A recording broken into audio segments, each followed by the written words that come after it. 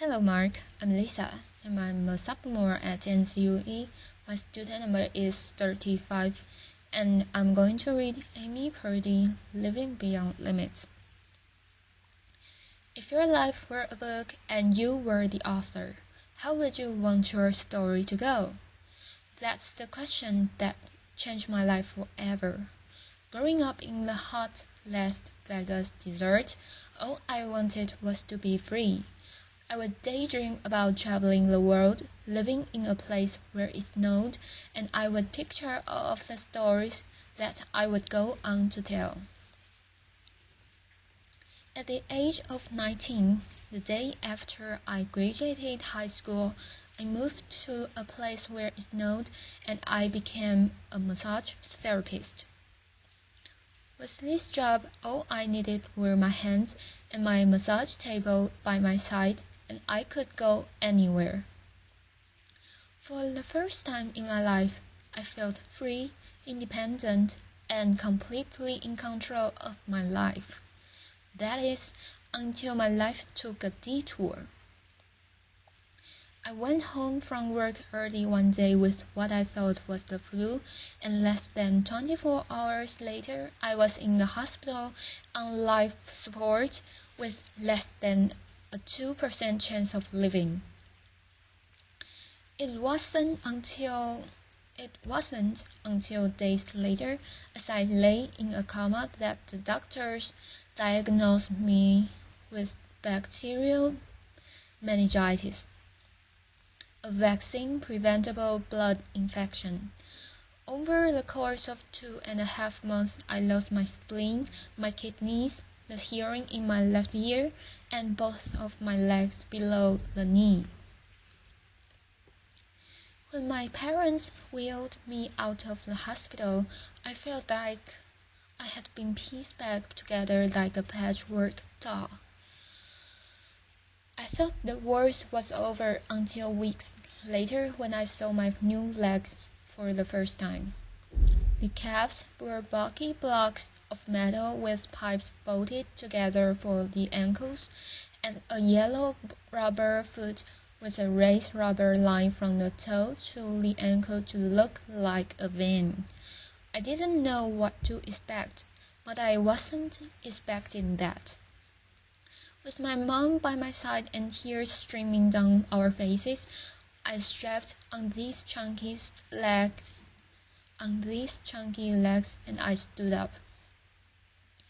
They were so painful and so confining that all I could think was, how am I ever going to travel the world in these things?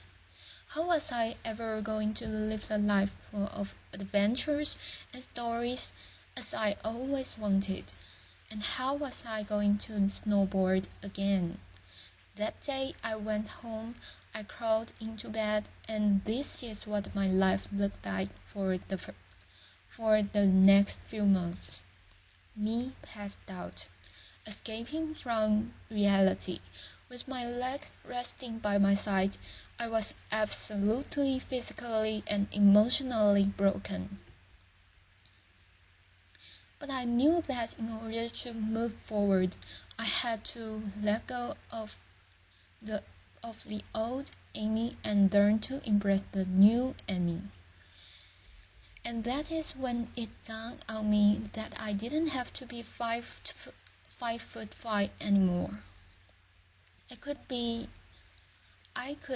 as tall as I wanted, laughter, applause, or as short as I wanted, depending on who I was dating, laughter, and if I snowboarded again, my feet aren't going to get cold, laughter. And best of all, I thought I can make my feet the size of all the shoes that are on the sales rack, laughter, and I did, so there were benefits here. It was this moment that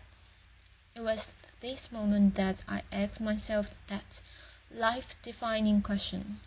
If my life were a book and I were the author, how would I want the story to go?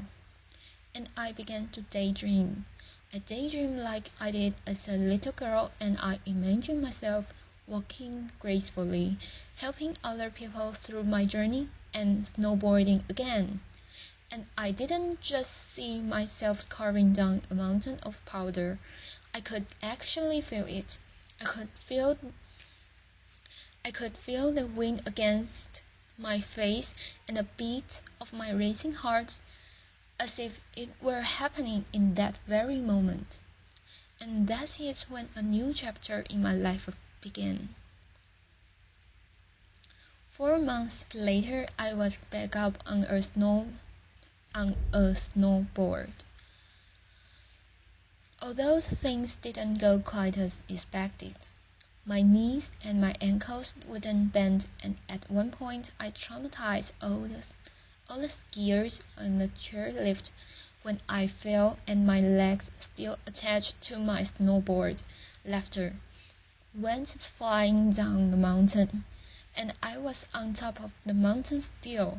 I was so shocked. I was just as shocked as everybody else, and I was so discouraged. But I knew that if I could find the right pair of feet, that I would be able to do this again.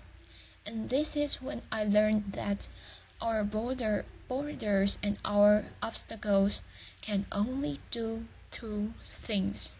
1. Stop us in our tracks, or 2. Force us to get creative. I did a year of research, still couldn't figure out what kind of legs to use, couldn't find any resources that could help me. So I decided to make a pair myself. My leg maker and I put random parts together, and we made a pair of feet that I could snowboard in.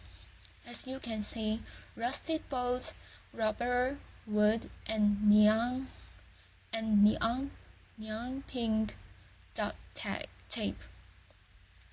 As you can see, rusted bolts, rubber, wood, and neon pink duct tape. And yes, I can change my toenail polish. It was these legs and the best 21st birthday gift I could ever receive.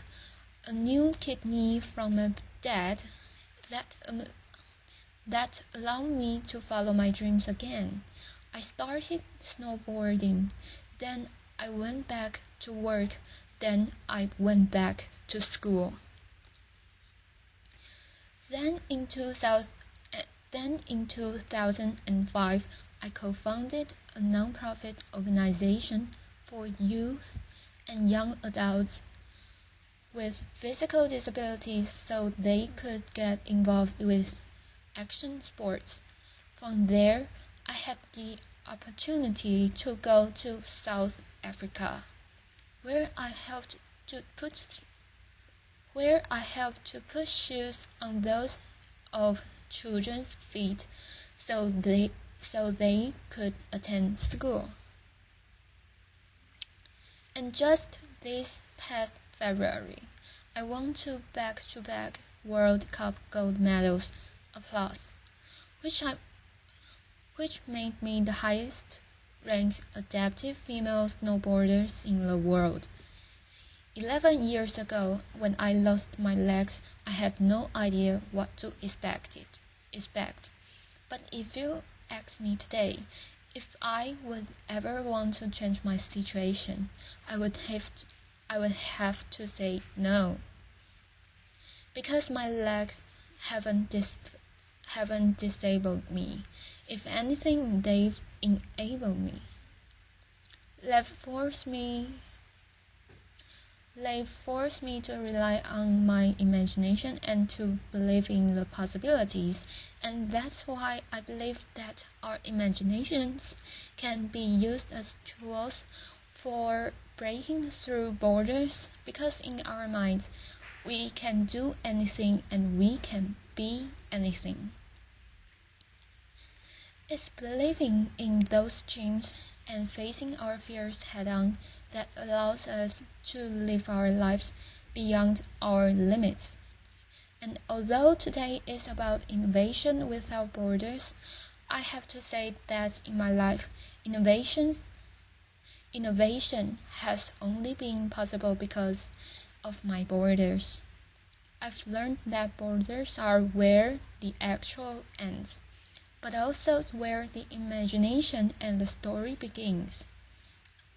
So the thought that I would like to challenge you with today is that maybe instead of looking at our challenges and our limitations as something negative or bad, we can begin to look at them as blessings, magnificent gifts that can be used to ignite our imaginations and help us go further than we ever knew we could go.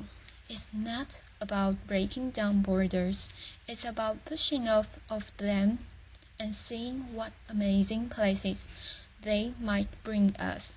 Thank you.